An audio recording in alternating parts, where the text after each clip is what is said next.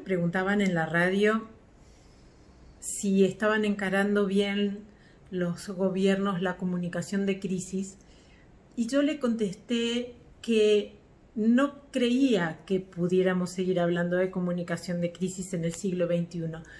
Y como en la radio no hay mucho tiempo para explicarlo, me parece que podemos conversarlo un poco por acá. En el siglo XX se hablaba de comunicaciones de crisis o comunicación de contingencia, porque veníamos de un tiempo en donde la sociedad se pensaba como un proyecto regularizado, que podía ser planificado, y por lo tanto esa eventualidad o la contingencia era aquello que se desviaba de ese plan original.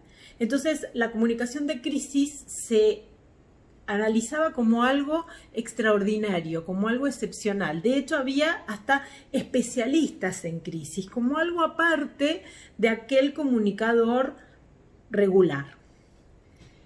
Pero el siglo XXI se inauguró el 9 de septiembre de 2001. En esa fecha, el mundo entero entendió que empezaba un tiempo en donde la crisis ya no era la excepción, sino la regla.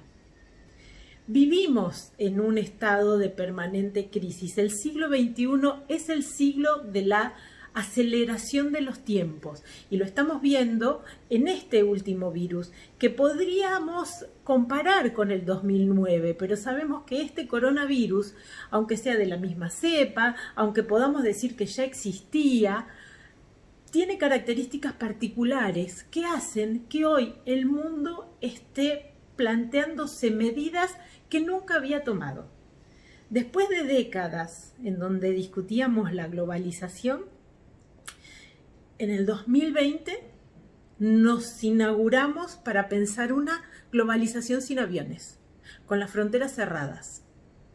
Hasta hace poco hablábamos ese tema con relación a los refugiados. Y discutíamos si estaba bien que un país le cerrara las fronteras a un grupo que estaba en problemas. Y ahora resulta que los refugiados somos nosotros. Estamos refugiados en nuestras propias casas, no podemos salir por las cuarentenas. Los gobiernos no saben cómo hacer para que la gente se quede en su casa, cuando se suponía que era el sueño de cualquiera, una vacación obligatoria. Y resulta que no, porque la mayoría del mundo ni siquiera tiene la suerte de gozar una licencia. La mayoría de nosotros somos empleados cuentapropistas, freelance, autónomos, de changas, como decimos en Argentina. ¿Y qué va a ser de nuestra vida cuando las actividades estén suspendidas, cuando no tenemos el lujo de una licencia? La crisis del siglo XXI no son estas emergencias. La crisis del siglo XXI es la crisis de confianza, la crisis de credibilidad. Por eso le cuesta tanto a la política y a los medios convencer a la gente de que tienen que hacer cosas tan simples como lavarse las manos, o quedarse en su casa, o avisar si tienen síntomas. Entonces acá nos plantea la vocería de la crisis. ¿Quiénes son los que tienen que salir a hablar en una crisis como esta? ¿Tienen que ser los líderes mundiales contando como Justin Trudeau, que tiene el virus y que se queda en su casa con su mujer? ¿O como Donald Trump, que me empezó diciendo que no pasaba nada, que Estados Unidos no iba a hacer, y que incluso era una noticia falsa de los medios? O como el presidente de Argentina, que decidió hacer una cadena nacional e interrumpir todos los canales de televisión para comentarnos cuáles eran los síntomas y qué teníamos que hacer, lo mismo que venían contando los medios hace 10 días.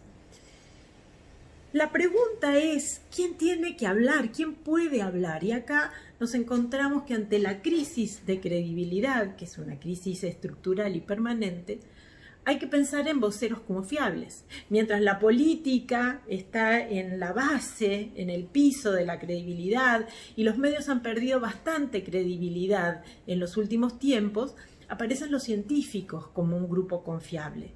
Ahora, claro, los científicos pueden darnos recomendaciones, pero si nosotros salimos a la calle y no nos encontramos con evidencias de que esas recomendaciones pueden ser acatadas, es difícil cumplirlas. Si nos dicen que tenemos que lavar las manos, pero vamos a cualquier oficina pública, cualquier escuela pública, cualquier universidad, y no tenemos jabón, papel para secarnos, si viajamos en transporte público y el transporte tiene una higiene deficiente, si comemos comidas en lugarcitos en donde la mayor parte de los alimentos están a la vista de todos, ¿cómo hacemos para cuidarnos del virus?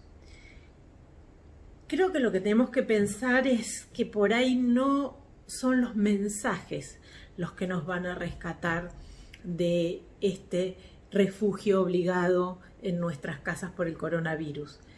Creo que esta epidemia, esta pandemia nos vino a recordar que la comunicación es una acción y que no hay mensajes ni campañas publicitarias en el mundo, ni especialistas en crisis que nos ayuden a hacer lo que más necesitamos: confiar en que hay alguien que sabe lo que tiene que hacer y que nosotros vamos a poder hacer lo que sea mejor para nosotros.